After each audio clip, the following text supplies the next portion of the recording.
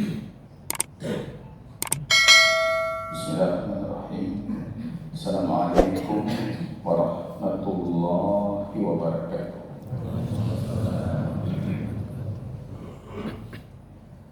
Alhamdulillahi rabbil alamin. Ahmaduhu subhanahu wa ta'ala wa asta'inuhu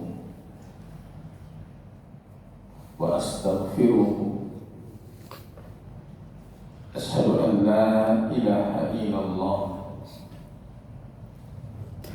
wahdahu rabbi la syarika lahu wa asyhadu anna Muhammadan abduhu wa rasuluhu safiyyuhu min khalqihi wa khaliluhu.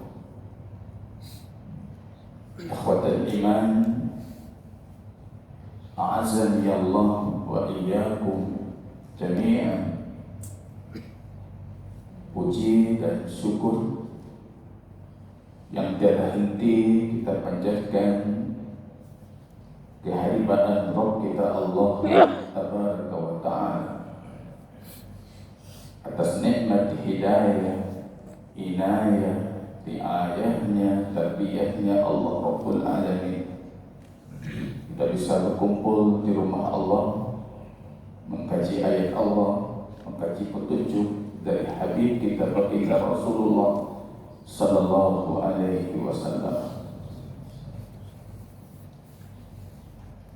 Salawat dan salam jamaah kaum muslimin kita doakan kepada Allah Rabbul Alamin agar mencurahkannya ke Habib dan kekasih hati kita baginda Rasulullah sallallahu alaihi wasallam atas segala petunjuk irsyadnya Rasulullah yang tidak mengetahui satu kebaikan pun untuk umat ini kecuali Al-Habib baginda Rasul harisun alaikum, orang yang paling gigih menyampaikan kebaikan itu untuk umatnya.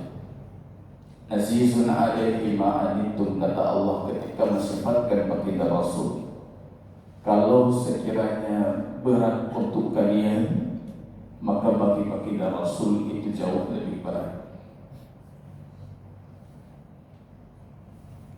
Bil mu'minina raufur rahim, yang sangat menyayangi umatnya orang-orang mukmin.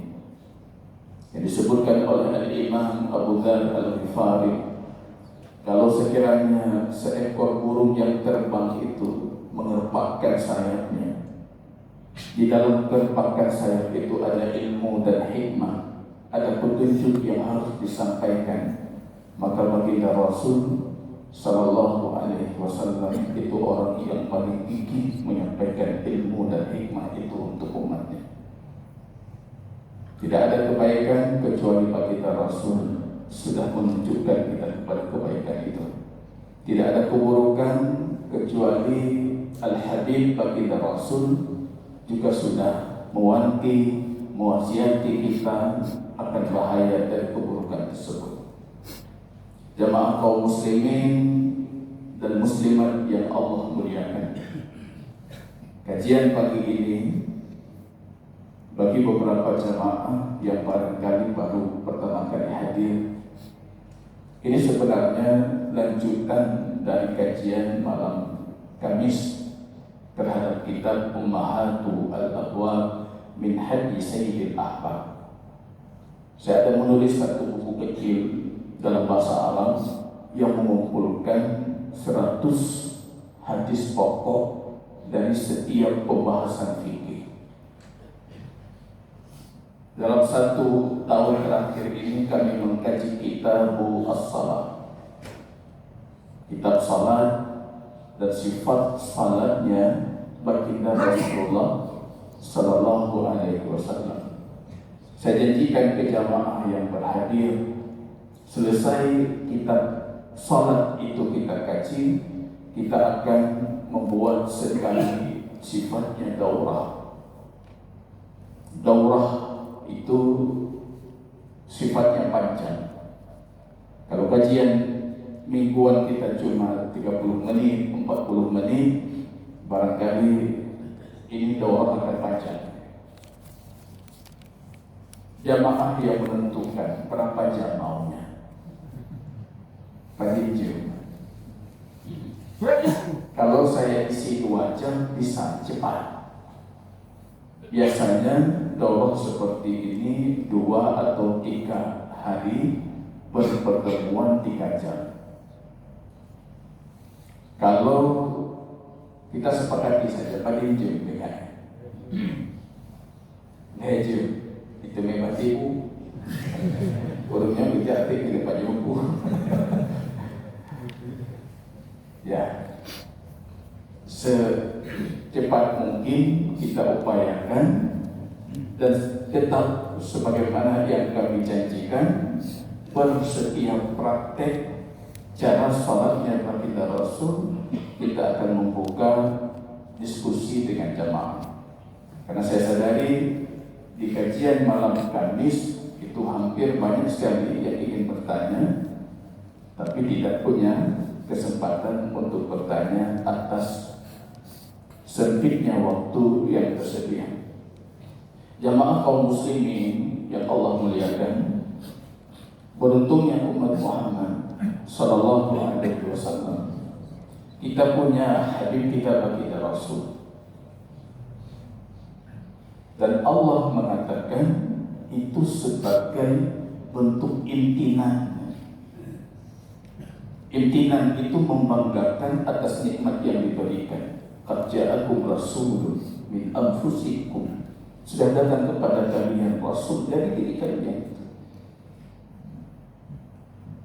Harisun alaikum azizun alaihi ma'anitum, yang mengajarkan kita semuanya. Kalau perihal salat, dari semua rukun Islam yang ada, rukun yang lain bisa hilang, tapi kalau salat tidak mungkin hilang. Syahadah, 2 kalimat syahadah, Anda lahir dalam kondisi muslim, tidak diminta mengucapkannya lagi.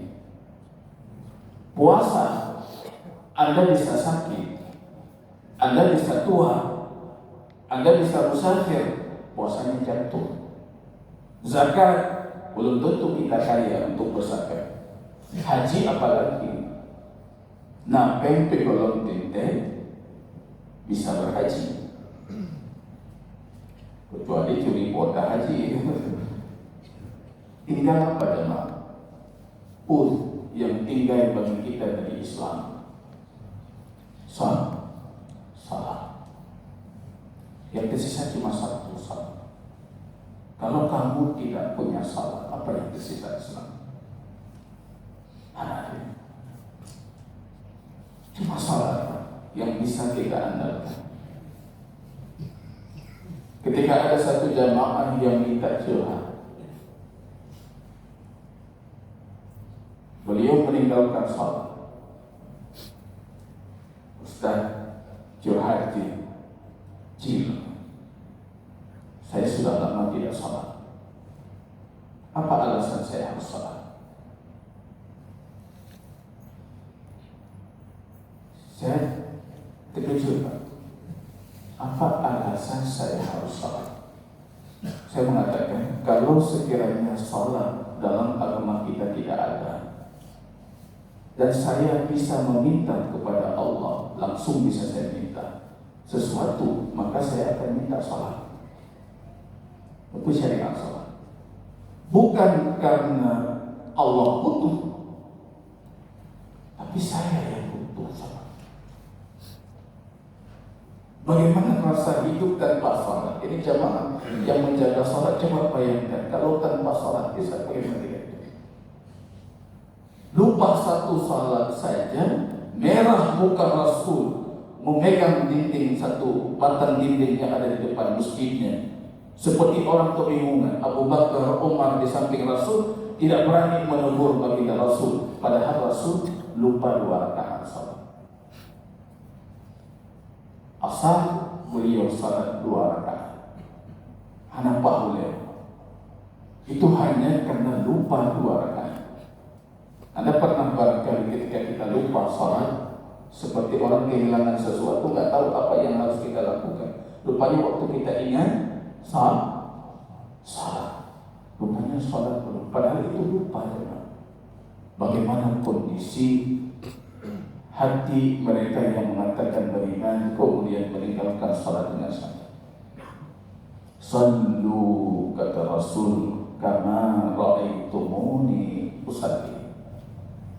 Salatlah seperti kalian melihat aku salat. Ini yang ingin saya tampilkan. Melihat Rasul salat. Barangkali selama ini dalam umur kita yang panjang ini udah banyak melihat orang salat. Tapi pernah tidak kita melihat seperti apa salatnya Rasulullah yang disifati oleh Aisyah Ummul Mukminin, wala tas'al an tuliha. Jangan kamu tanyakan bagaimana panjangnya salat Rasul, jangan kamu tanyakan bagaimana bagusnya salat Rasulullah. Salat terbaik itu salat Rasulullah sallallahu alaihi wasallam. Banyak para sahabat kalau kita baca dalam riwayat yang membuat kekeliruan dalam salat. Bukan masalah. Yang masalah itu yang sudah keliru bertahan dalam kekeliruannya. Ibnu Mas'ud, Abdullah Ibnu Mas'ud pernah bersedekah tangan kiri di atas tangan kanan. Ucap dari Rasulullah tangan kanan di atas kiri. Begitu cara kita bersedekah.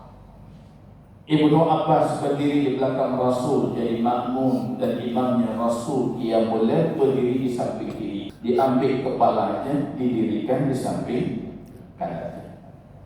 Ada sahabat yang masuk masjid, Rasul sedang rukuk, dia rukuk di pintu masjid dalam kondisi rukuk merangkak memasuki shaf.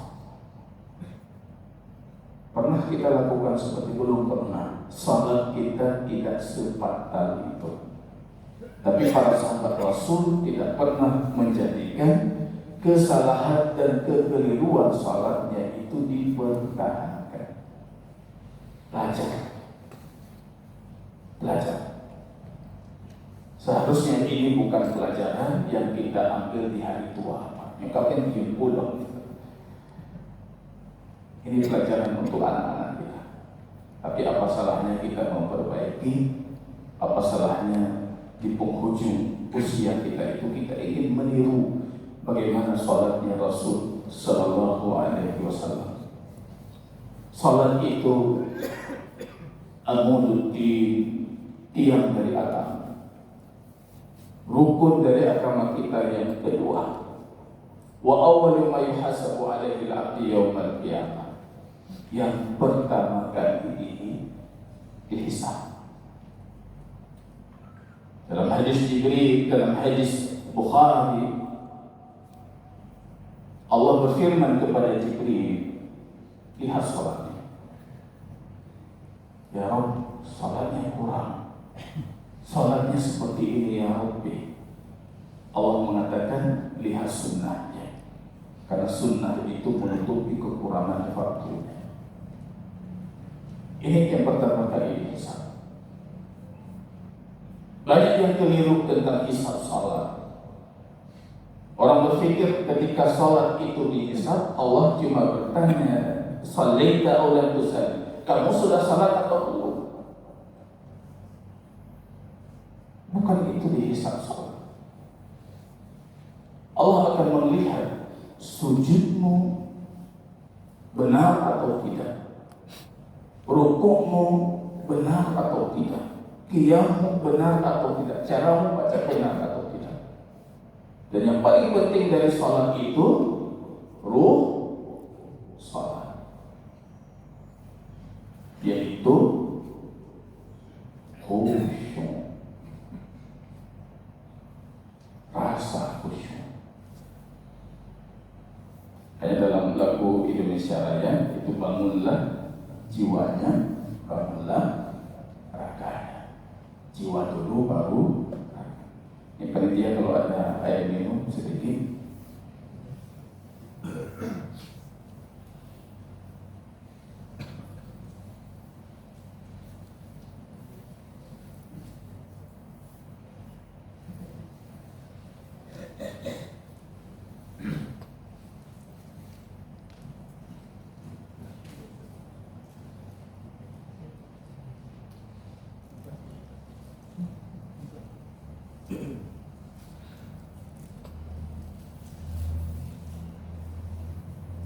Ya, silakan dilihat slide-nya di atas.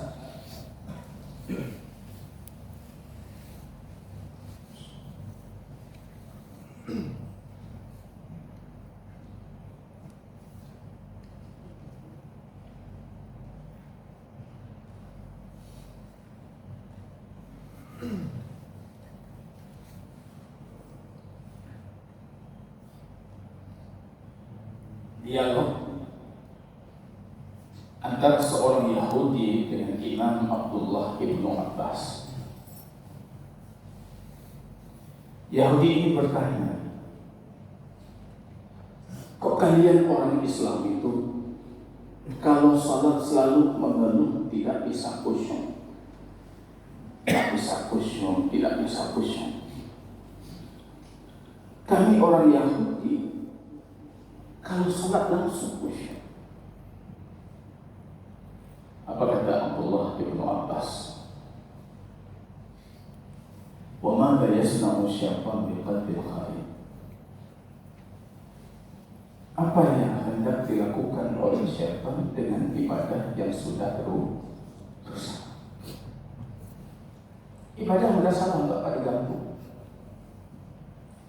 Yang diganggu itu ibadahnya yang betul. Ibadah kita yang diganggu, Pak. Tidak ada muadzin ketika adzan, syaitan lari wala hudura, meninggalkan kentut di belakangnya. Wa idza qada, selesai adzan balik lagi. Wa idza thumiba, ketika diiqamahkan salat lari lagi dia, meninggalkan di belakangnya kentutnya. Dan selesai itu dia balik kembali. Namanya khinsir.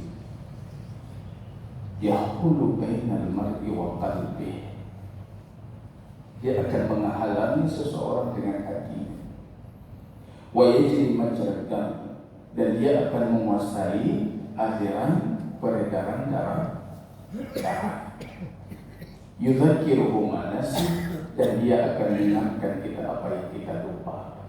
Uzkur kata. Ketika kita salat, rupanya syaitan membisikkan, ingat ini, ingat itu. Akhirnya yang kita lupa, kita ingatnya dalam salat. Ini perilaku khinsir. Luar biasa syaitan.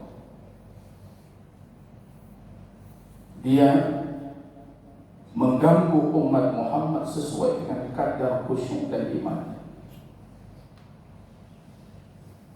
Ada cukup dengan bisikan, terganggu salatnya. Ada yang seperti Imam Ahmad, yang ketika salat, mohon maaf, itu bulu pantatnya itu satu-satu dijatuh. Setan yang main fisik. Karena tidak cukup dengan sebatas tipu daya. Main fisik. Barangkali kadar kita bukan seperti itu, kita baru dibisikkan sedikit, kita sudah terganggu.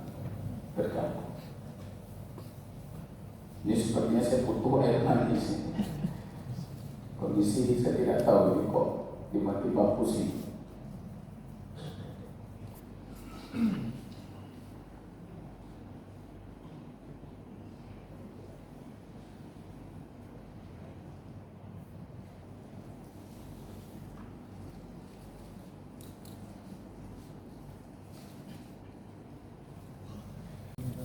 Tadi di awal kajian saya sampaikan daurah benci mengulang negara rumah.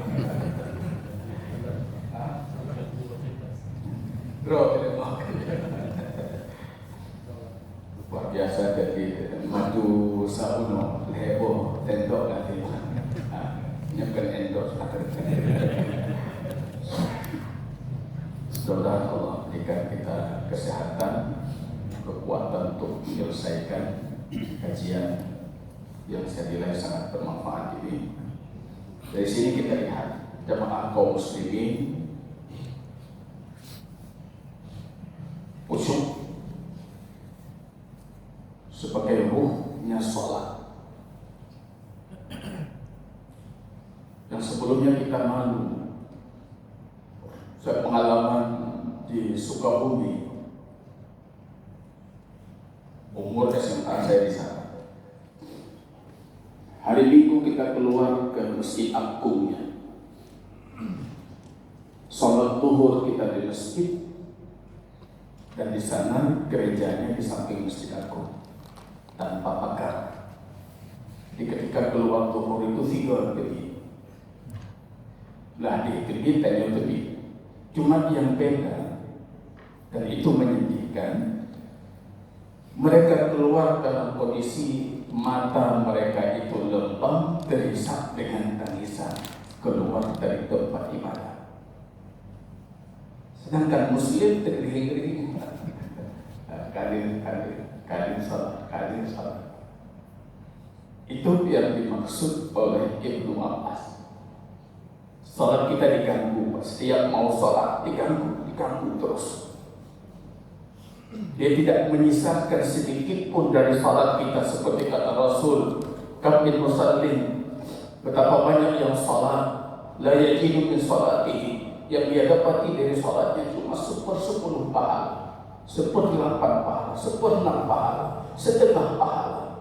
Wa aktsaruhum, kata Rasul, dan sebagian mereka la turfa salatuhum fawqa ru'usihim illa ala qadri shibrin, diangkat salat dari kepala mereka cuma setinggi 1 jengkal saja, hanya terulangi. Itu kondisi salat kita. Kalau kata Syekh Islam Ibnu Taimiyah rahimahullah, qadru as-sawa atau qadru al-ajru lis-salati ala qadri khusyu'i. Pahala yang kamu dapatkan untuk salatmu itu sesuai dengan kadar khusyuk. Ya khusyuk 50% atau 50%, khusyuknya 20%, ya 20%. Khusyuknya enggak ada. Jiwa raganya menghadap kiblat, tapi hatinya menghadap dunia. Enggak dapat apa-apa dari salat. Salat tanpa tu'minah, kata Rasul, a'id fasalli fa innaka lam tusalli. Balik lagi kamu salat, kamu belum salat. Hudzaifah bin Yaman salat dengan seorang tua di sampingnya.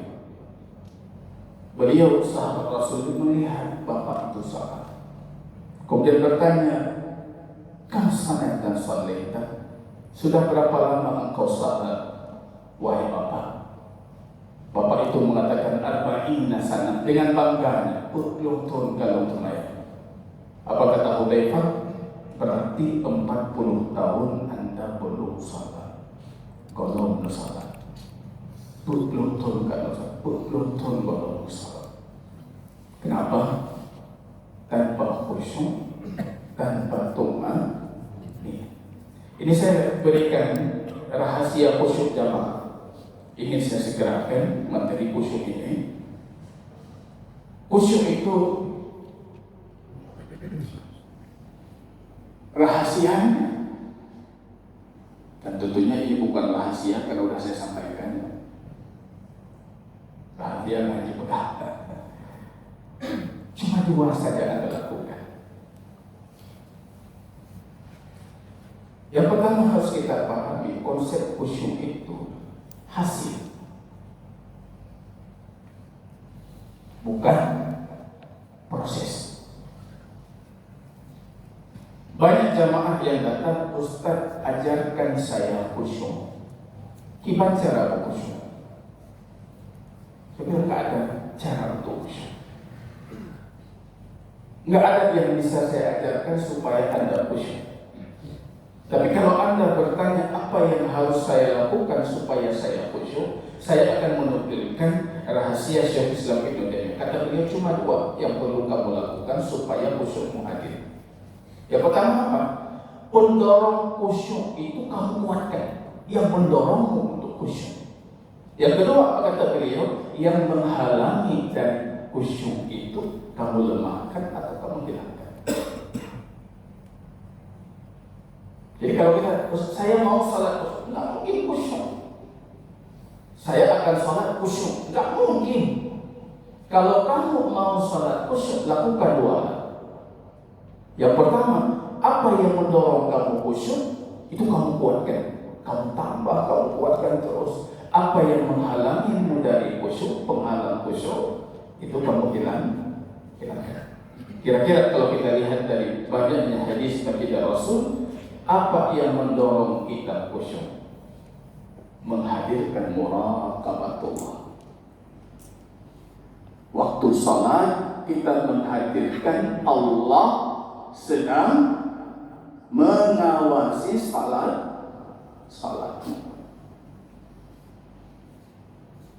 Interaksi kamu dengan Rabbmu. Ini tidak. Ketika kita membaca Bismillahirrahmanirrahim, Alhamdulillahirabbil alamin. Apa kata Allah di langit dunia? Allah mengatakan kepada para malaikatnya, Hamadani abdi. Coba lihat hambaku itu memuji. Kita mengatakan Ar-Rahmanir Rahim. Allah mengatakan Asna alayya abdi. Coba lihat dia mengulangi pujiannya untukku. Kita mengatakan Maliki yaumiddin. Allah mengatakan Majjadani abdi, hambaku mengagungkanku. Iyyaka na'budu wa iyyaka nasta'in. Hadza baini wa baina abdi. Antara aku dengan hambaku. Wa li abdi ma sa'al. Terserah hambaku mau minta apa aku berikan. Ketika kita mengatakan ihdinas siratal mustaqim, berikan hambaku apa yang dia minta. Kita minta jalan yang lurus, berikan dia. Siratal ladzina an'amta 'alaihim, berikan hambaku apa yang dia mau. Ghairil maghdubi 'alaihim waladdallin. Allah mengatakan berikan apa yang dia mau. Interaksi kita dengan Allah. Hadirkan muraqabah Tuhan. Allah mengawasi, Allah menghisab. Mengawasi salatku sebelum aku melakukan, untuk apa aku lakukan. Mengawasi salatku ketika aku sedang melakukan, bagaimana aku melakukan. Mengawasi salatku setelah aku melakukan. Apakah kita termasuk yang membatalkan pahala salat ataupun tidak? Menghadirkan muhasabah, Allah akan menghisab. Isbagil wudu. Dalam hadis baginda Rasul, fadilahnya besar sekali. Barang siapa yang menyempurnakan wudunya di rumahnya, kemudian mempersempit langkahnya menuju masjid, kemudian dia salat 2 rakaat, wantadhara salat ba'da salat, menunggu satu salat sampai tiba salat selanjutnya, setiap langkah kakinya itu derajat ditinggikan, pahala dilipat gandakan, dan dosanya digugurkan. Sempurnakan wudu di rumah, bersuci di rumah.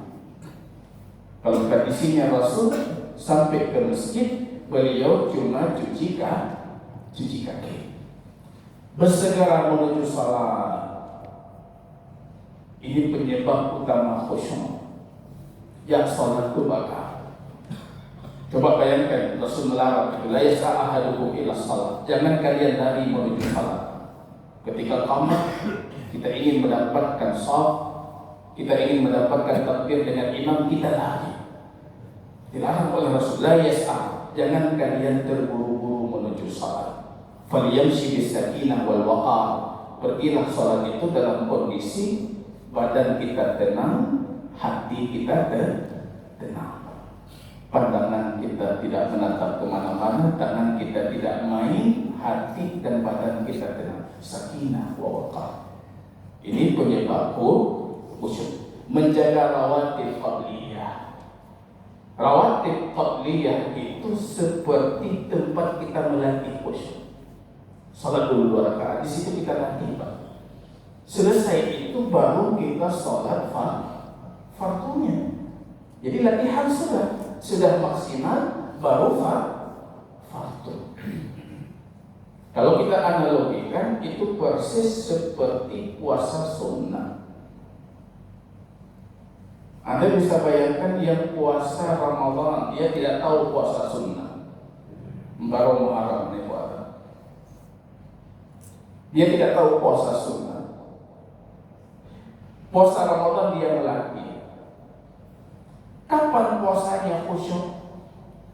Akhir Ramadan, baru khusyuk Syawal. Akhirnya gagal dengan Ramadan. Salat juga seperti itu. Kalau misalnya kita sholat sunnah dulu, qabliyah dulu, kita sempurnakan dulu, sudah selesai, baru kita masuk ke dalam fardu dan kita bisa menyempurnakan sholat fardu. Memahami bacaan sholat ini penting bagi yang belum paham, pahami artinya, pelajari dulu lagi apa bacaan sholat itu. Subhana rabbiyal a'la, subhana rabbiyal azim, doa istiftah itu beragam. Jadi ajarkan oleh Rasul itu doanya itu luar biasa, dahsyat sekali. Berdoa dalam sholat. Ya, ada tempat-tempat dalam sholat yang memang kita dianjurkan untuk berdoa. Seperti halnya ketika sujud, ketika duduk di antara dua sujud, selesai tasyahud, dan tempat berdoa yang keempat yaitu setiap membaca ayat. Kalau ayat itu ada kandungan surga, nikmat Allah, kita minta, kita mengatakan as'alukal jannah, ya Allah aku meminta surga. Kalau ayat yang dibacakan oleh imam itu ada kandungan neraka, kandungan azab, kita juga minta, Allahumma ajirni minan nar, ya Allah jauhkan aku dari neraka. Jadi jamaah, pendorong khusyuk itu kita kuatkan. Selanjutnya yang kedua, yang menghalangi Anda khusyuk dihilangkan. Apa yang menghalangi kita khusyuk? Kalau dalam hadis, idza hadarat al-asya wal isya fabda'u bil asya. Kalau sekiranya makan malam sudah dihidangkan, salat malam sudah tiba waktunya, maka mulai dengan makan malam. Jangan mulai dengan salat. Makan malam sudah tersaji, azan datang. Mulai dengan apa? Mulai dengan makan, kata Rasul. Makan saja dulu, supaya ketika kamu salat, hatimu tidak terpaut dengan makanan. Meletakkan sutra di hadapan kita yang salat itu disunahkan meletakkan sutra. Baginda Rasul kadang-kala memanjangkan tombak, kadang-kala pedangnya, kadang-kala kelana kudanya atau untanya diletakkan di depan sebagai sutra. Baginda Rasul juga melarang kalian berdiri di depan orang salat menunggu sampai 40 tahun, kata Rasul, itu lebih baik dibandingkan kalian melewati orang salat. Kalian tunggu di situ 40 tahun, itu lebih baik. Ketika sutra sudah kita panjangkan, tiba-tiba ada orang lewat, kata Rasul, fadafi, tahan dia. Kalau dia maksa untuk lewat, pukul dia. Kamu punya hak memukulnya, hanya untuk menjaga salatmu itu khusyuk dan tidak terganggu. Wa sutratu al-ma'mum sutratul imam. Sutrah makmum itu sutrahnya imam. Berdasarkan hadis ini, hadisnya lemah, tapi kita punya hadis Ibnu Abbas dalam Sahih Bukhari Muslim. Ibnu Abbas melewati salat dengan keledai. Boleh? Boleh. Jangan keras juga untuk anak-anak. Kadang-kadang kita sedang sholat berjamaah, ada anak-anak kecil. Kadang-kadang orang tuanya menasihati, anak saya sampaikan, lewat itu mana? Dilewati, Pak. Banyak jamaah yang tidak paham. Kata Ustaz, ini keron ke anak Pak. Ya tidak ada masalah. Kalau dia lewat, Ibnu Abbas melewati bahkan dengan keledai. Beliau mengatakan Rasul Shallallahu Alaihi Wasallam tidak pernah melarang dan tidak pernah mengingkari. Larangan menoleh. Jangan matanya kemana-mana sedang salat. Wahada kaikhtilasu yakhtalisu syaitan min salatil abd. Menoleh dalam salat itu sebenarnya curian syaitan dari salatnya hamba. Syaitan mencuri pahala dengan kamu menoleh. Maka baginda Rasul kalau berdiri salat, pandangannya itu cuma hanya ke arah kiblat, tempat beliau sujud. Kecuali hanya dalam satu kondisi, ketika beliau bertasyahud, walam yujawiz basarahu sababata, pandangannya itu hanya menoleh kepada telunjuknya. Dalam kondisi yang lain, pandangan Rasul cuma tempat sujudnya, menjauhkan hal yang mengganggu. Sajadah-sajadah yang berwarna, kain-kain yang menghalangi. Rasul pernah itu kain kuning, ada garis-garis merah, cuma garis. Dan itu pun kain hadiah dari Abu Jahmin. Selesai sholat, baginda Rasul mengatakan, wahai Aisyah, ambil kain itu, kembalikan ke Abu Jahmin. Kembalikan kain itu, karena kain itu mengganggu salatku. Ini Rasul. Kain kuning cuma garis merah, itu sudah mengganggu salat Rasul. Kita sajadahnya macam-macam. Sajadah Turki, menara, ada kubah, kubah kecil, tinggal tersemayang, tinggal ada itu kubahnya. Pendidikan sebelumnya arsitek, Pak. Bro, berapa dengan orangnya kenapa itu kubah? Kita merasa tidak terganggu, mustahil. Rasul dengan garis saja terganggu. Satu sunnah Rasul, apapun yang mengganggu Anda dari Allah, hilangkan. Apapun yang mengganggu Anda dari Allah, hilangkan. Kalau kamu hilangkan, benda tersebut tidak terhitung tafsir mubadir. Maka di sekolah kami itu kita menerapkan aturan, anak-anak kalau kedapatan HP-nya langsung kita hancurkan. Kemana HP pun kita dapat hancur. Mubadir katanya, Truk wali mubadir. Dari mana datang mubadir?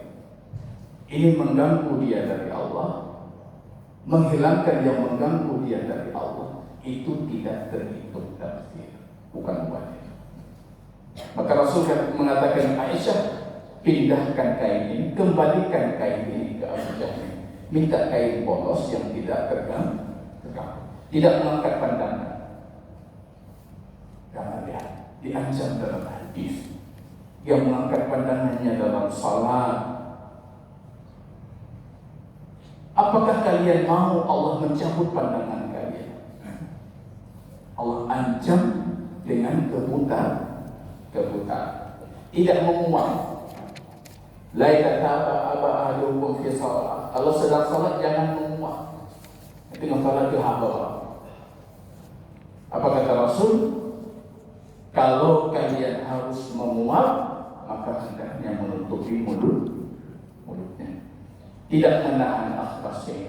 Dan dia tidak menahan buang air kecil ataupun buang air besar. Pergi dulu ke kamar mandi, selesaikan hajatmu, baru kamu pergi salat. Jadi jemaah kaum muslimin, kalau ini kita simpulkan, untuk menjadi khusyuk dalam salat, maka caranya cuma dua. Pendorong khusyuk kita apa tadi? Kita kuatkan. Yang menghalangi kita khusyuk, kita lemahkan atau kita hilangkan. Kita masuk jemaah kaum muslimin perihal biasa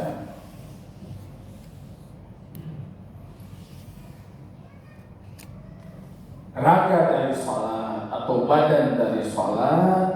Bagaimana baginda Rasul Al-Habib kita sallallahu alaihi wasallam salat.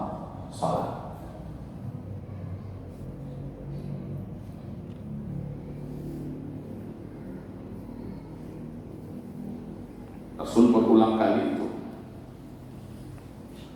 mempraktekkan cara salat.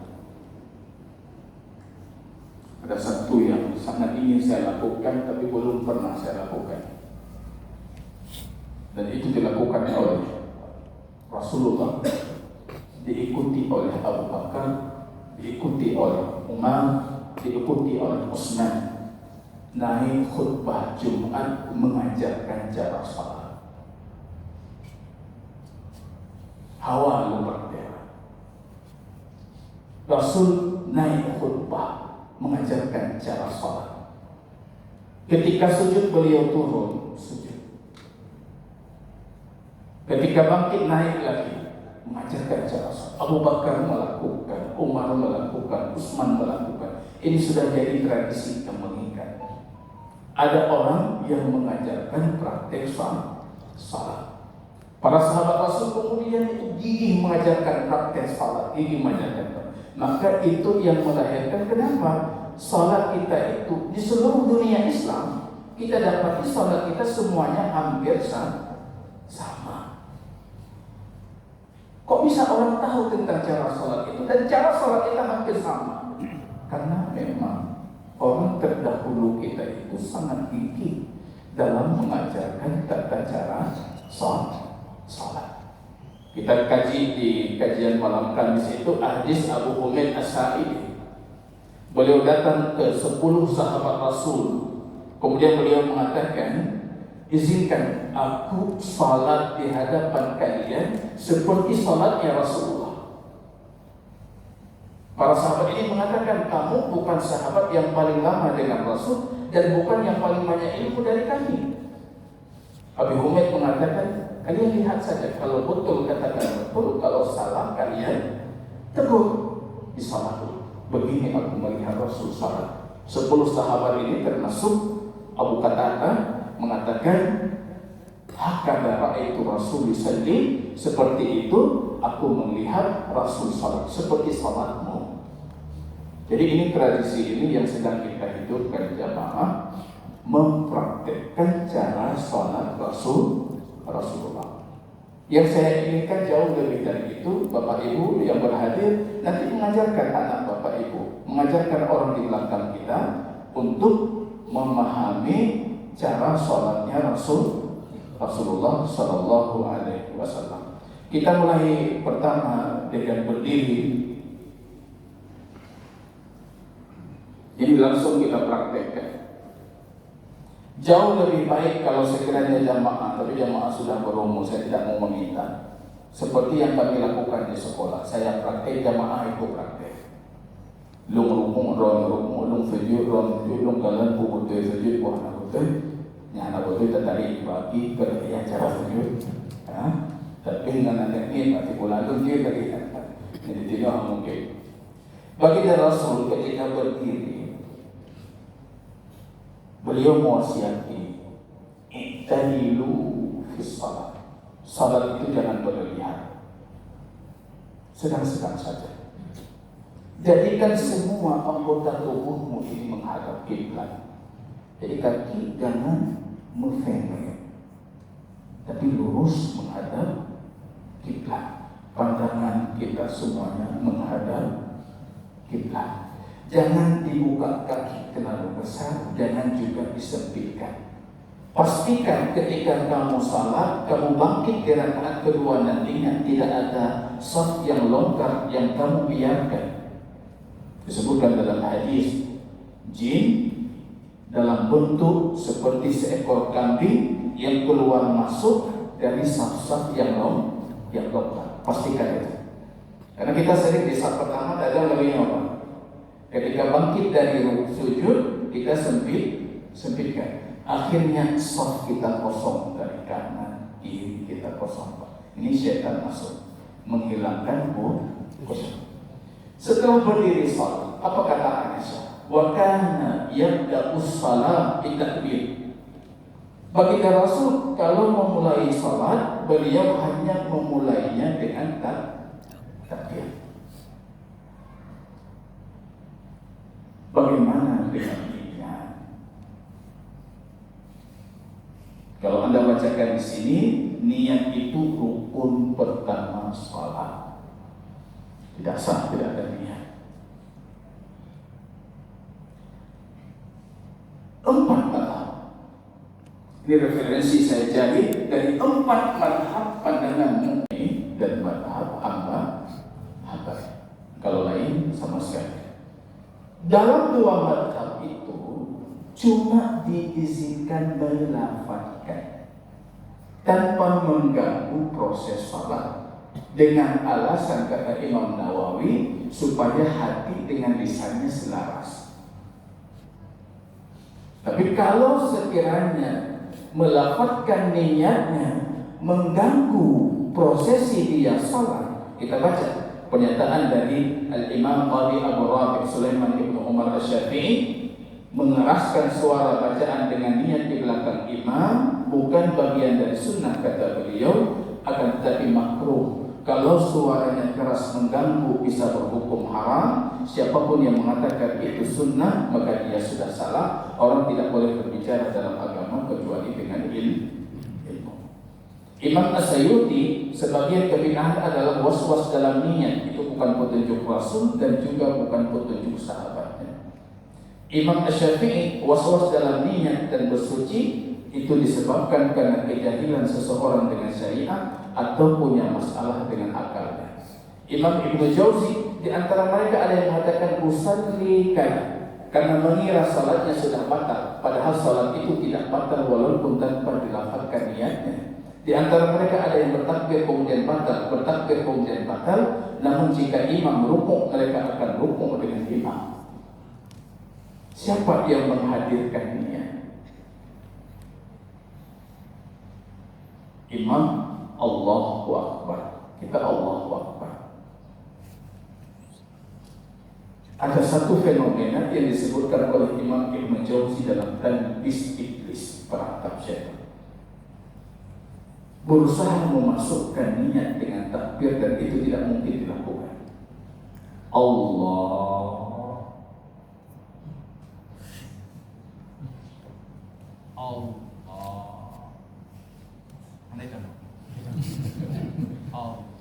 Kalau kata Imam Ibnu Jauzi, kalau imam rukuk niatnya pasti masuk.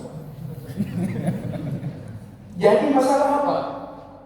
Yang pertama, kalau Anda tidak dapat Fatihah kitab, kamu tidak punya salat. Imam rukuk, niatmu baru masuk dan kamu rukuk, kamu tidak punya salat. Dan itu dalam mazhab Syafi'i. Yang kedua apa? Anda menghilangkan fadilah takbir dengan imam. Kalau kamu takbir dengan imam 40 salat dalam hadis, kamu itu dijauhi atau hatimu itu sudah dapat leges dari Allah, tidak ada sifat kemunafikan. Itu harus kita coba sekali. Takbir selalu dengan imam 40 salat, 40 salat, 40 salat. Kami pernah ketika masa penuntut ilmu itu 39 salat takbir dengan imam, salat pukul katanya. Ya, langsung dengan kawan-kawan yang sepakat menjaga 40 salat itu ambil taksi yang minta masjid yang belum supaya dapat takbir dengan imam. Seumur hidup harus pernah sekali 40 salat berurutan takbir Anda itu dengan imam. Baik, ini mohon maaf, ini ilmiah sifatnya, kita nukilkan dari nukilan secara ilmiah. Dari mana lahirnya talafuz dengan niat? Ini pernyataan langsung dari Imam An-Nawawi. Beliau mengkritisi karena orang yang pertama kali dalam mazhab Syafi'i yang mensyariatkan melafazkan niat itu namanya Abu Abdullah Az-Zubairi Asy-Syafi'i. Kalau menurut Imam Nawawi, Abu Abdullah Az-Zubairi ini punya kesalahan dalam memahami redaksi kitab Al-Asy-Syafi'i. Dalam kitab Asy-Syafi'i mengatakan jika niat meniatkan haji dan umrah cukup untuknya walaupun tidak dilafazkan. Berbeda dengan salat, tidak sah kecuali dilafazkan. Dipahami oleh Abu Abdullah Az-Zubairi itu maksudnya lafazkan niat. Padahal yang dimaksud oleh Al-Imam Asy-Syafi'i itu takbiratul ihram. Kalau kita haji, talbiyah itu posisinya seperti takbiratul ihram. Kita mengatakan labbaik Allahumma hajjan. Labbaik Allahumma hajjan kalau tidak kita lafazkan dalam hati saja cukup. Imam Syafi'i mengatakan kalau salat tidak cukup, maksudnya Allahu Akbar-nya, bukan niat sebelum Allahu Akbar. Itu bukan pernyataan saya. Kalau kita merujuk ke sini, itu bantahan langsung dari Al-Imam An-Nawawi. Ya, ini bantahan langsung dari Imam An-Nawawi. Baik jemaah kaum muslimin, kita lanjutkan dengan takbiratul ihramnya baginda Rasul sallallahu alaihi wasallam dan cara beliau mengangkat tangannya. Dari hadis Abu Humaid As-Sa'idi, ini hadis yang paling banyak kita kaji malam Kamis. Saya melihat baginda Rasul bertakbir dan menjadikan kedua tangannya sejajar bahu. Dalam hadis yang kedua, hadis Ibnu Umar, nanti kedua tangannya sejajar telinga atau sejajar kepala. Kadang-kala beliau bertakbir sebelum mengangkat tangannya, atau angkat tangan sebelum takbir, atau berbarengan. Bagaimana cara Rasul bertakbir? Berarti kesimpulannya ada 6 cara. Yang mau praktekkan sekalian dengan saya, ya silakan ya. Cara yang pertama, sejajar bahu. Takbir dulu baru angkat tangan. Allahu Akbar, baru angkat tangan. Sejajar bahu. Cara yang kedua, angkat tangan dulu baru takbir. Allahu Akbar. Cara yang ketiga, berbareng. Allahu Akbar. Ya. Sejajar telinga, takbir sebelum atau setelah atau berbarengan. Allahu Akbar, sejajar telinga. Dalam hadis dikuatkan oleh Rasul dan tangannya itu tidak menyentuh daun telinga. Jangan sentuh. Bukan seperti itu. Cuma sejajar. Allahu Akbar, sejajar. Baik Angkat tangan sebelum takbir, Allahu Akbar, atau berbarengan, Allahu Akbar, atau setelah. Ada 6 praktek dari baginda Rasul dalam mengangkat tangan. Kemudian baginda Rasul sallallahu alaihi wasallam bersedekah. Beliau mengatakan dalam hadis Ibnu Hibban, "Nahnu ma'asyiral anbiya," kami para nabi itu diperintahkan meletakkan tangan kiri kanan kami di atas tangan kiri, dan beliau menggenggamnya. Dalam riwayat Wa'il Ibnu Hajar juga perawi tentang sifat salat Nabi yang sangat kompleks. Beliau meletakkan kedua tangannya di atas dada. Dalam hadisnya lemah, beliau meletakkan di bawah pusar. Ini lemah. Berarti areanya dari atas pusar sampai dada. Dalam hadis Abu Dawud, kadang-kala beliau meletakkan di atas telapak tangan atau pergelangan atau batang tangan. Beliau perintahkan para sahabat melakukan demikian. Begini cara bersedekah Rasul. tangan kanan di atas tangan kiri. Kadangkala beliau meletakkan tangannya, telapak tangan di atas telapak tangan. Meletakkan dan kadangkala menggenggam. Kadangkala beliau meletakkan tangan, ini apa namanya? Pergelangan tangannya di atas pergelangan tangannya. Meletakkan atau menggenggam pergelangan tangan. Kadangkala baginda Rasul meletakkan tangannya di atas batang tangan. Dan kadangkala beliau menggenggam. Jadi ada 6 posisi. Meletakkan, menggenggam, meletakkan, menggenggam pergelangan tangan, meletakkan di atas batang tangan atau menggenggam. Ini semua cara ini kita pelajari jamaah supaya ketika kita salat, ya, ada 2 manfaatnya. Yang pertama apa?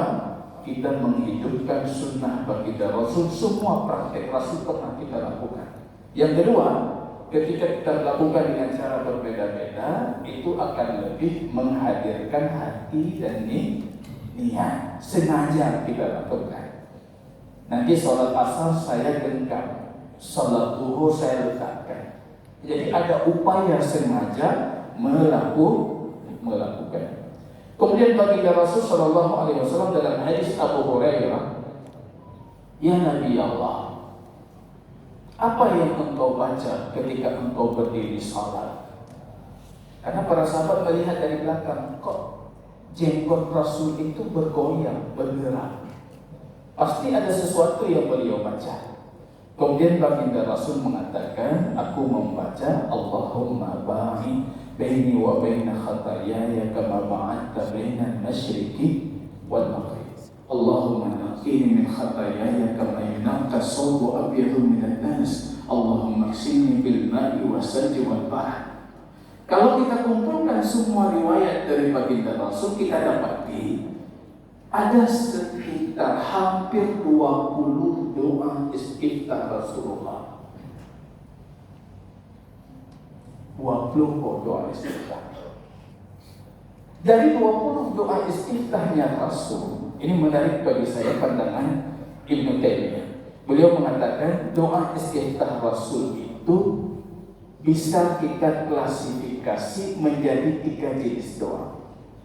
Ada doa yang sifatnya pujian, seperti Allahu Akbar kabira, walhamdulillahi katsira, wa subhanallah bukratan wa asila. Di situ titiknya Pak dalam hadis. Atau subhanakallahumma wa bihamdika wa tabarakasmuka wa ta'ala jadduka. Itu sifatnya pujian. Ada doa istiftah yang sifatnya doa permohonan. Allahumma ba'id, ya Allah jauhkan keburukan dariku seperti engkau menjauhkan timur dan barat. Ya Allah, ya, cucilah dosa-dosaku sebagaimana engkau mencuci kain putih dari kotoran. Ya Allah, bersihkan dosaku itu dengan salju, dengan embun, ya, dengan es. Itu kan doa. Ada doa istiftah jenis yang ketiga, itu sifatnya pengakuan dosa. Ini sering dibaca oleh Rasul ketika qiyamul lail. Wajjahtu wajhiya lilladzi fataras samawati wal ardh. Itu doa istiftah paling panjang. Berhentinya bukan wa ana minal muslimin atau wa ana awwalul muslimin, tapi ada kelanjutannya dalam hadis Imam Muslim, ya.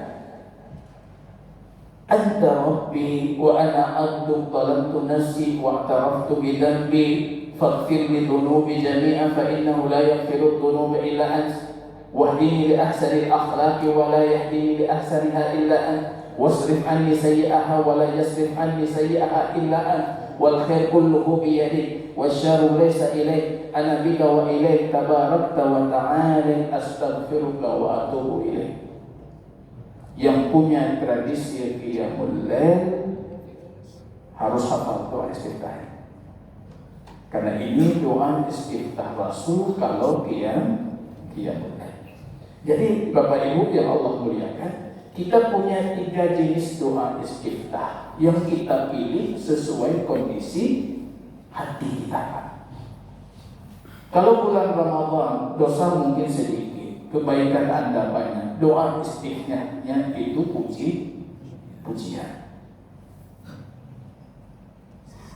Karena bajunya bersih, tinggal Anda berikan minyak wangi. Tapi kalau baju kotor, yang pantas kita baca apa? Allahumma ba'id. Atau pengakuan dosa, wajjahtu wajhiya. Jadi ini bisa kita sesuaikan dengan kebutuhan dan kondisi hati kita jemaah. Setelah doa istiftah, ada yang bertanya barangkali boleh tidak doa istiftah itu kita gabungkan 2 doa yang berbeda? Imam An-Nawawi mengatakan bahwa boleh dalam kitab Al-Adhkar. Tapi rasanya bagi saya pribadi, kalau Anda membaca seperti Rasul membaca, itu akan jauh lebih baik, akan jauh lebih meneladani baginda Rasul. Satu dibaca, di waktu yang lain beliau membaca doa istiftah yang lain. Ini yang paling sering kita lupa dalam salat, atau hampir banyak kita tidak tahu tentang anjuran membaca a'udzu billah sebelum Fatihah. Dari banyak yang saya tanya, baca nggak a'udzu billah? Oh tidak, harus juga baca. Baca a'udzu billah. Boleh Anda membaca a'udzu billahi samii'il 'aliim minasy syaithanir rajim min hamzihi wa nafthihi wa nafthihi. Atau a'udzu billah yang biasa kita baca a'udzu billahi minasy syaithanir rajim, supaya salatmu itu terjaga dari pengaruh dan godaan syaitan. Kalau mazhab Syafi'i itu dibaca setiap rakaat salat.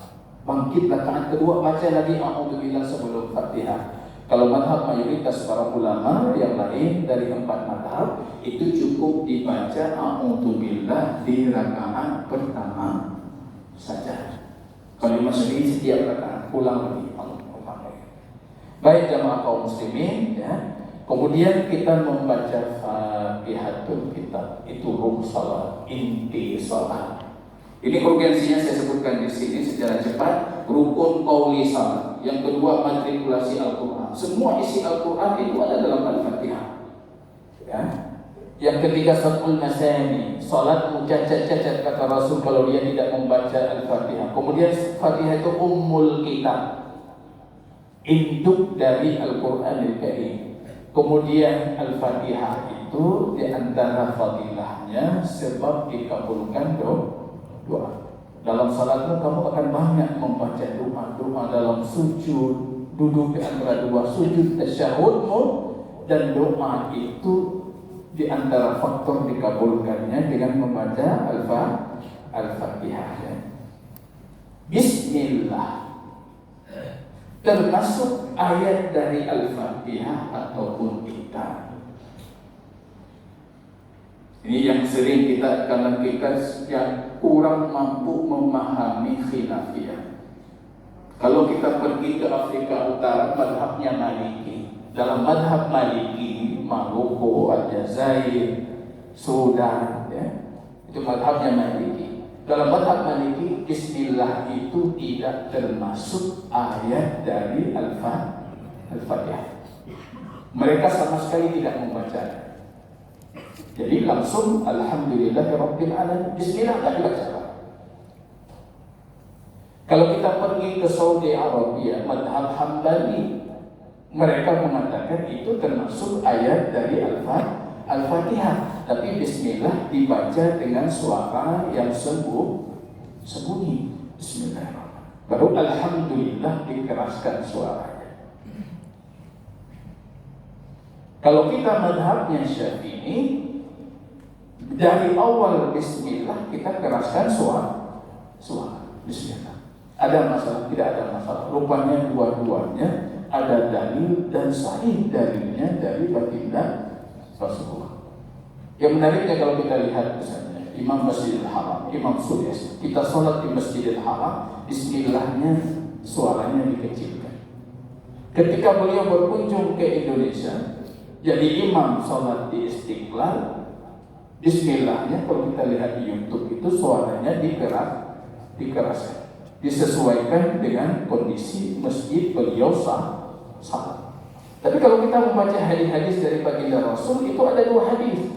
Ada hadis Anas bin Malik Bukhari Muslim, ini lebih kuat dari sisi sanadnya, bahwasanya Rasulullah, Abu Bakar, Umar membuka salat mereka dengan Alhamdulillahirabbil alamin. Dalam riwayat Imam Muslim, mereka tidak membaca Bismillah baik di awal atau akhir salat. Atau hadis Nu'aim dari Abu Hurairah, aku salat di belakang Abu Hurairah, maka beliau membaca Bismillahirrahmanirrahim, kemudian beliau membaca Ummul Quran. Kalau kita perhatikan, ya, di mana Perbedaannya rupanya ada dua madhab para qari, ya, para qari.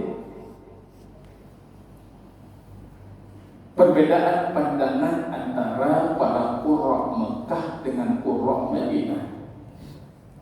Bagi qurra Mekah, bismillah itu ayat dari Al-Fatihah. Imam Syafi'i belajar ngajinya di Mekah, maka beliau mengatakan itu ayat, maka dibaca seperti dibaca Fatihah. Berbeda halnya dengan para qurra di Madinah. Ini yang menjadikan madhab Maliki tidak mengakui bismillah ayat dari Al-Fatihah. Mereka mengatakan bismillah itu ayat Al-Quran, tapi ayat yang terpisah dari Al-Fatihah. Dan itu bukan termasuk perkara yang harus kita saling berselisih. Kemudian bagaimana tradisi Rasul membaca surah?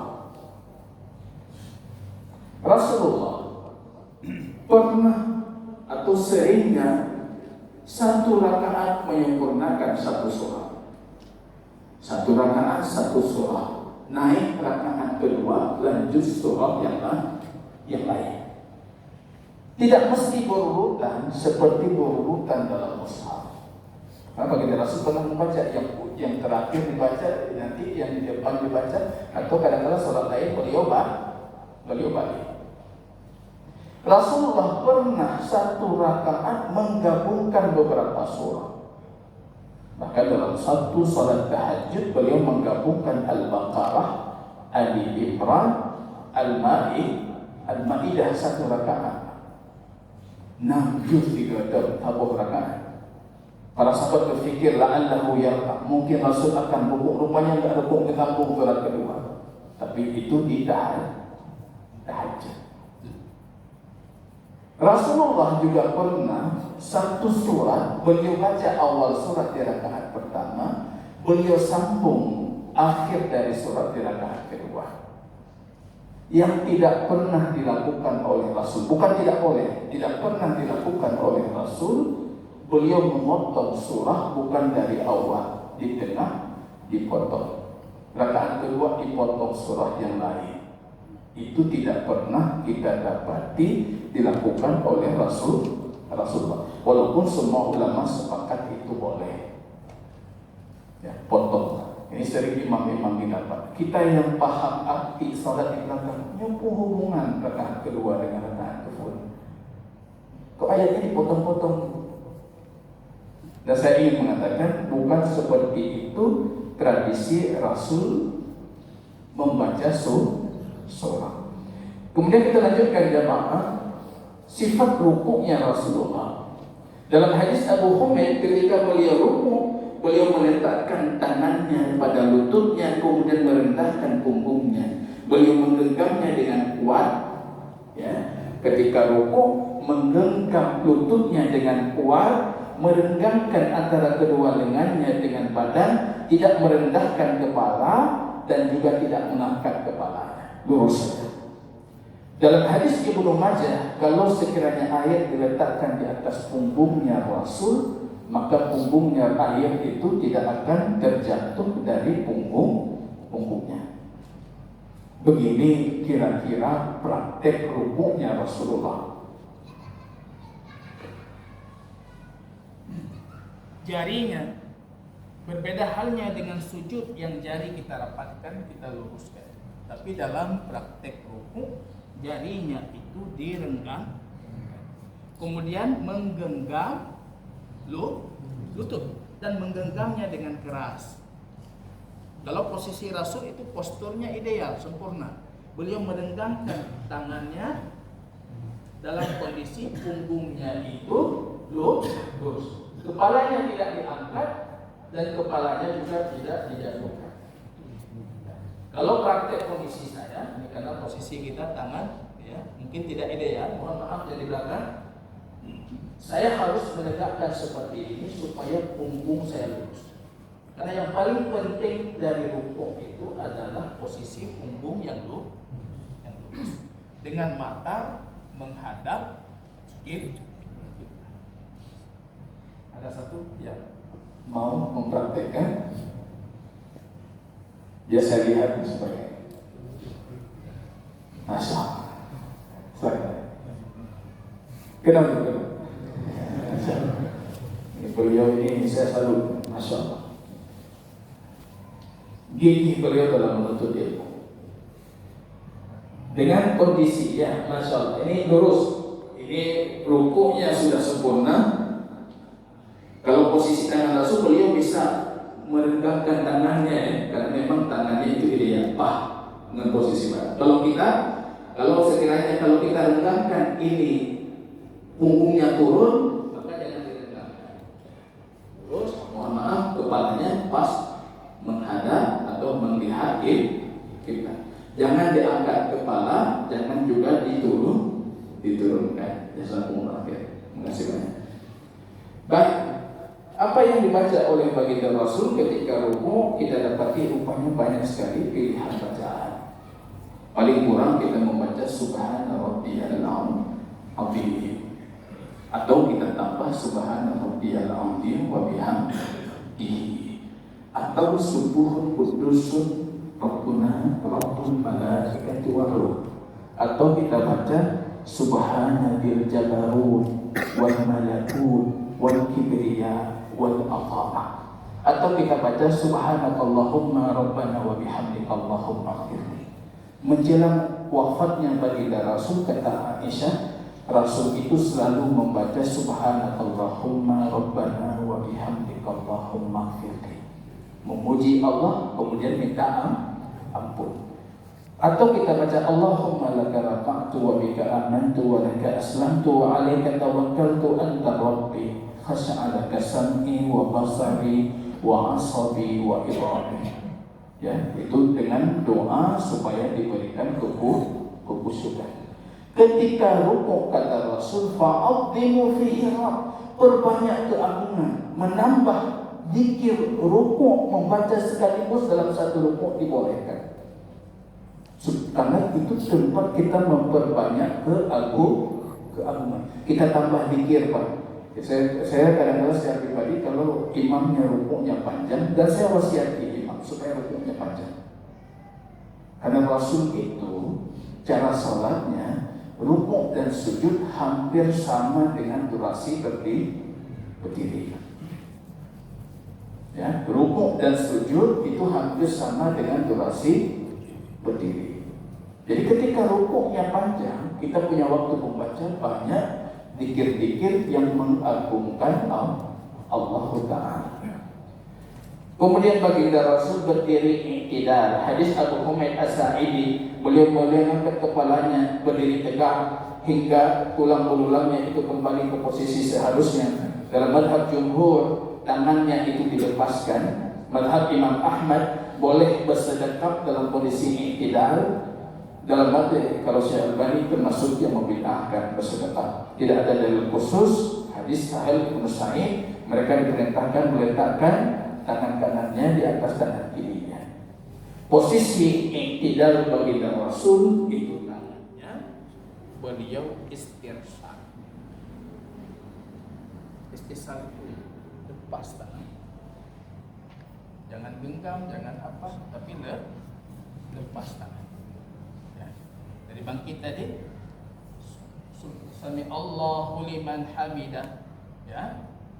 Kita makmum tidak perlu membaca Sami Allahu liman hamidah, karena kata Rasul, idza qala al-imam Sami Allahu liman hamidah, kalian katakan Rabbana lakal hamd.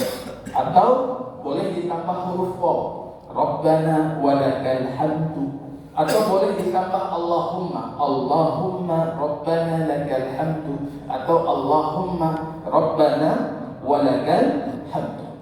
Boleh ditambah Rabbana lakal hamdu mil'us samawati wa mil'ul ardi wa ma bainahuma wa mil'u ma syi'ta wa min syai'in ba'du. Yang perlu Anda tambah, yang menjadikan 30 para malaikat itu berburu-buru untuk mencatat kebaikan salatmu, hamdan thayyiban mubarakan fihi kama yuhibbu rabbuna wa yarda. Sami Allahu liman hamidah, Rabbana lakal hamdu. Anda tambah di ujung, hamdan thayyiban mubarakan fihi kama yuhibbu rabbuna wa yarda. Apa kata Rasul? 30 lebih malaikat hingga 39 malaikat itu buru-buru mencatat amal ibadah salat kita kalau kita menambahkan hamdan thayyiban mubarakan fihi kama yuhibbu rabbuna wa yarda. Kemudian kita perhatikan jemaah sifat turunnya baginda Rasul sallallahu alaihi wasallam menuju tempat sujud. Yang paling banyak hadisnya dari baginda Rasul. Hampir semua hadis baginda Rasul beliau turun dengan lutut, bukan turun dengan tangan. Ada hadis Abu Hurairah, tapi hadisnya lebih sedikit. Beliau turun dengan tangan. Turunnya dengan lutut. Allahu Akbar. Yang dilarang oleh baginda Rasul ketika turun lutut, menjatuhkan lutut.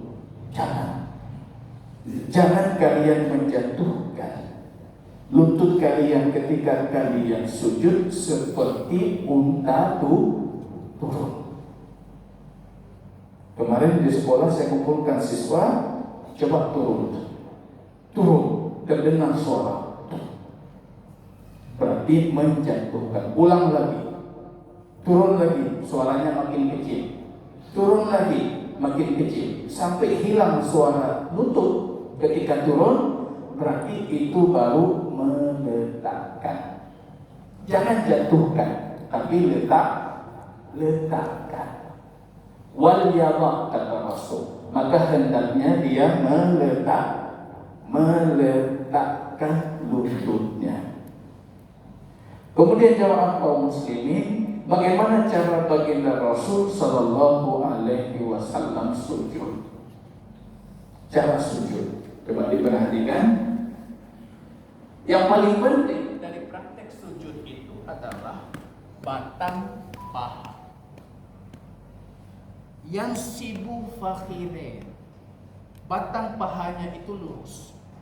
Ini batang paha lurus. Jangan sampai posisi kita sujud batang paha seperti ini ataupun di depan seperti ini. Jadi posisinya lurus. Kemudian meletakkan tangannya sejajar bahu atau sejajar kepala. Batang paha lurus. Kemudian melebarkan sikunya. Sehingga dalam hadis disebutkan kalau ada anak kambing yang lewat, itu bisa lewat dari sikunya Rasulullah ketika sujud. Kita postur kecil, Pak. Dengan kambing, anak kucing aja nggak bisa lewat. Tapi kalau Rasul itu anak kambing bisa lewat. Ini tegak, tangannya sejajar bahu atau sejajar kepala. Tidak ada hadis tangan itu di depan kepala. Ini tegak, tangan sejajar bahu atau sejajar kepala. Bagaimana posisi ujung kakinya? Tidak ada hadis yang menyebutkan posisi ujung kaki seperti apa. Tapi bisa kita pahami dari hadis. Baginda Rasul merenggangkan pahanya. Berarti kalau kata Syekh Al-Albani, kalau pahanya direnggangkan, berarti ujungnya dirapatkan. Karena kalau ujungnya tidak dirapatkan, itu redaksi hadis akan berbeda. Rasul merenggangkan kakinya. Ketika anjuran merenggangkan lutut, berarti ujung kakinya dirapatkan. Ya, itu pandangan yang menarik dari Syekh Al-Albani. Walaupun kita perhatikan dalam banyak madhab itu boleh direnggangkan. Tapi dalam kondisi ujungnya ditutup itu akan lebih astar lil aurah, lebih menutupi aurah, ya. Apa yang dibaca oleh Rasul dalam sujud, baginda Rasul sallallahu alaihi wasallam membaca subhana rabbiyal a'la, subhana rabbiyal a'la wa bihamdi, subuhun qudusun rabbul malaikati war ruh, Allahumma laka sajadtu wa bika amantu wa laka aslamtu khashya'aka sam'i wa basari wa isabi wa idhami. Satu yang paling penting, yang berulang kali saya ingatkan dalam kajian, jangan lupa kalau itu zikir, doa ketika sujud. Banyak doa diajarkan oleh Rasul ketika sujud. Paling kurang Allahumma ighfirli dzanbi kullihi, ya Allah ampunkan dosaku semuanya. Dikihi wa jillihi, yang besar dan yang kecil, awalihi wa akhirihi, dari awal sampai akhir, sirrihi wa alaniyatihi, yang nampak atau yang tersembunyi. Kalau mau tambah doa lagi, apalagi sholat sunnah, tambah lagi di doa hebat, Allahumma ja'al fi qalbi nura, ya Allah jadikan di hatiku cahaya, wa fi sam'i nura, di telingaku cahaya, wa fi basari nura, di mataku cahaya, wa min fawqi nura, dari atasku cahaya, wa min tahti nura, dari bawahku cahaya, wa min amami nura, dari depanku cahaya, wa an khalfi nura, dari belakangku cahaya, waj'al li nura, jadikan aku cahaya. Dimanapun kita berada, kita menjadi cahaya untuk umat Muhammad. Jangan lupakan doa ketika sujud. Karena bagi Rasul mengatakan itu posisi paling dekat dengan kalian dengan Tuhan kalian. Itu posisi paling akrab ma yakun bainal abdi wa rabbi ketika kamu sujud. Jadi tidak cukup dengan zikir, harus tambah doa. Kalau memang doa tadi tidak bisa dihafal, paling kurang Rabbana atina fid dunya hasanah wa fil akhirati hasanah. Atau paling kurang kalau imam kita hari ini kan sujudnya cepat-cepat, ya itu Rabbil fit. Kalau mau yang sempurna, Allahumma ighfirli dzanbi kullihi, dikihi wa jillihi, awalihi wa akhirihi, sirrihi wa alaniyatihi. Itu Anda meminta semuanya diampuni, yang nampak, yang tidak nampak, yang tersembunyi, semuanya Allah ampuni. Itu ketika beliau sujud. Kemudian baginda Rasul duduk di antara dua sujud. Ini posisi kita memperbanyak doa juga. Kemudian kadang-kadang beliau memanjangkan, ini coba disimak. Duduk di antara dua sujud baginda Rasul, kadang-kadang beliau memanjangkan. Duduk di antara dua sujud yang imam kita hari ini seringkali mempercepatkan. Ini duduk Rasul itu bahkan para makmum di belakangnya mengatakan, apakah Rasul sudah lupa sujud? Karena begitu panjangnya beliau duduk di antara dua sujud. Ini tempat yang paling banyak kita membaca doa. Bagaimana cara duduknya baginda Rasul? Duduknya itu iftirash. Mohon maaf, posisi pantat kirinya itu di atas kaki kiri dan menegakkan kaki kanannya dengan ujung jarinya itu menghadap kiblat. Beliau kadang-kala duduk dalam kondisi iq'a seperti ini. Mohon maaf, posisi pantat kanan kirinya di atas kaki kanan dan kiri. Atau kadang-kala iq'a juga bisa seperti ini. Ini jarang yang melakukan, tapi ketika Anda melihat yang melakukan, jangan Anda ingkari. Yang kalahin dong. Anda lain Pak Bro lain karena Anda jauh. Tanya gara-gara Bro dan Anda jauh, dapat lain dong. Ya. Nah, begitu Rasul melakukan itu boleh, ya. Apa yang beliau bacakan? Ini yang menarik. Allahumma ighfirli 3 kali, 1 kali wajib, 3 kali sempurna sunnah. Atau dalam hadis dari 5 pemilik kitab sunan, Allahumma gfirli warhamni wahdini wa'afini warzuqni. Itu urutan sesuai dalam hadis. Coba diingat-ingat yang kita baca tadi apa? Rabbil firli warhamni wajburni warfa'ni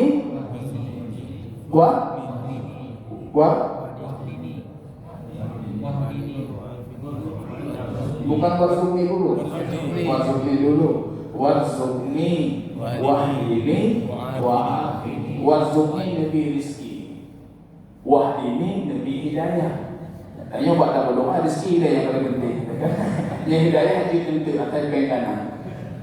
Itu tidak sesuai dengan lafaz hadis. Bukan salah, karena ini posisinya doa. Doa itu Anda boleh menambah, boleh mengurangi.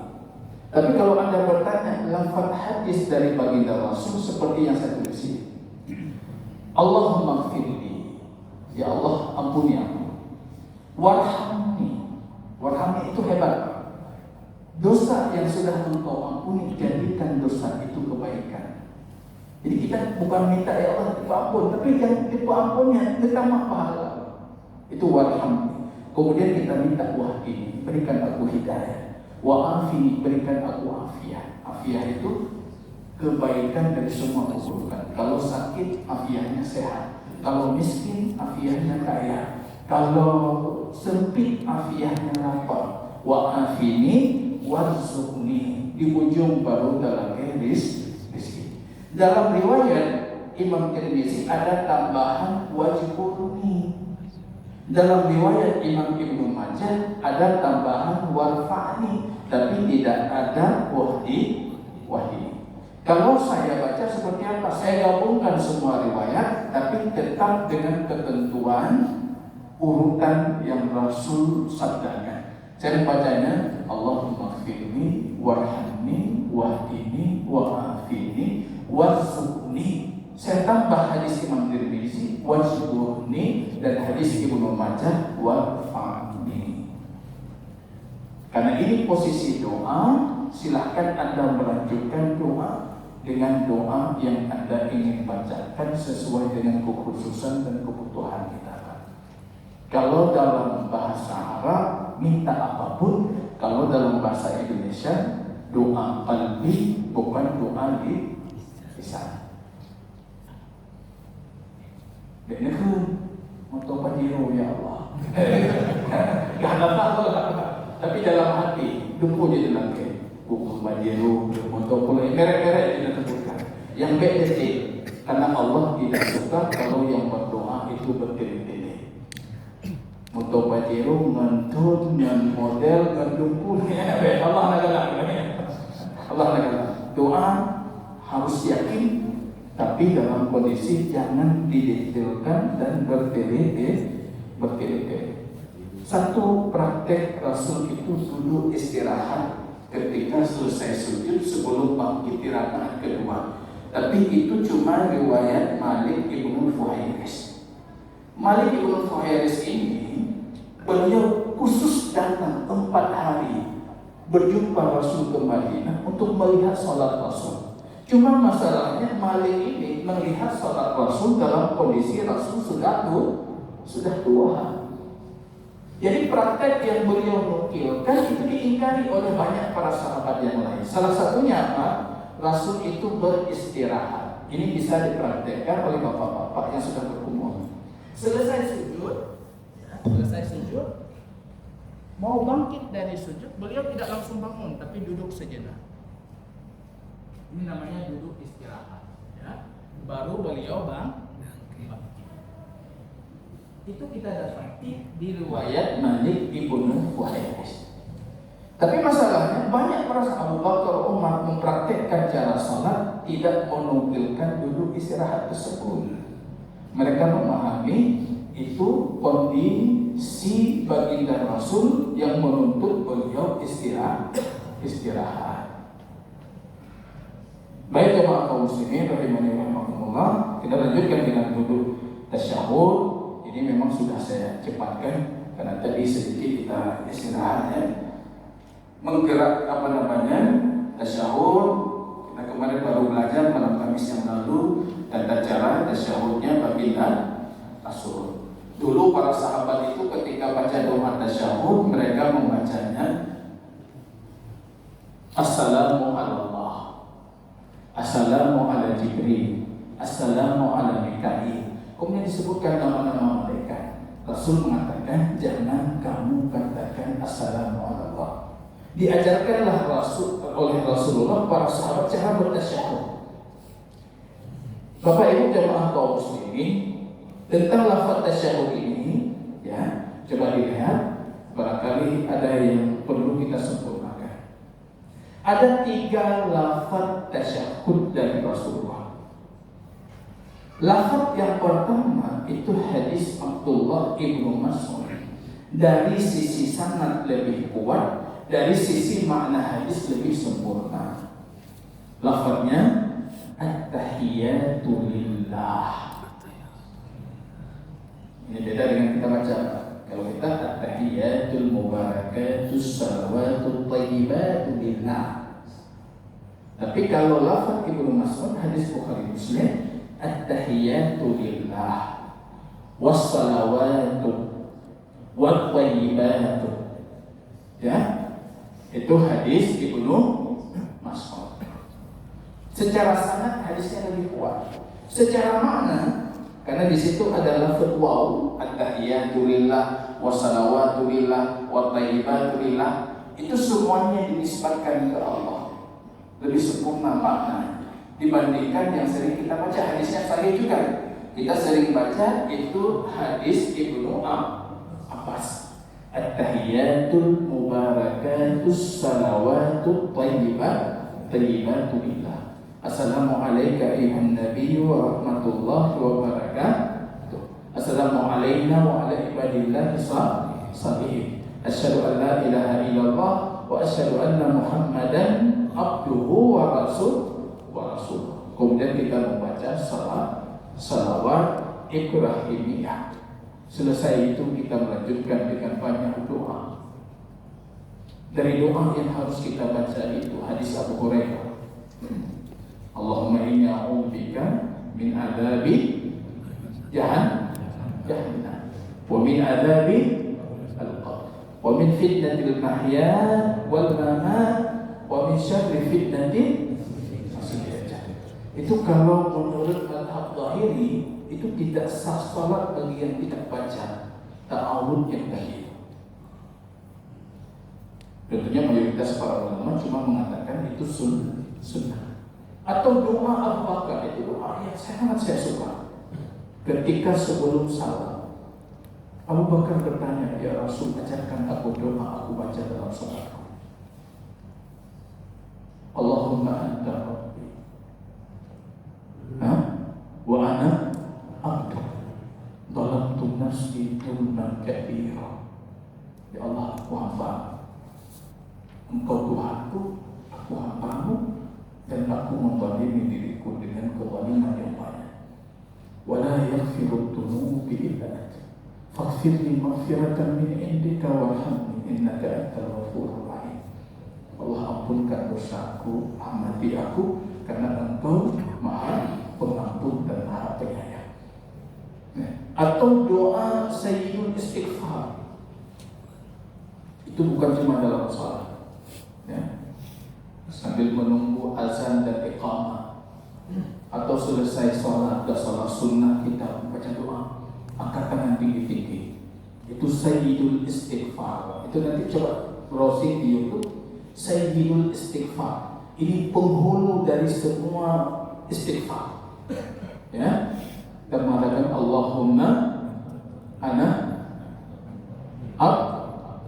abduka wa ibnu abdika, dan anak dari hamba, wa ibnu amatika, dan anak dari hamba perempuanmu, nasiyati biyadika, ini ubun-ubunku di tanganmu, madin fi hukmika, akan berlalu sesuai dengan hukummu, adlun fi qada'ik, semua ketetapanmu itu sangat adil.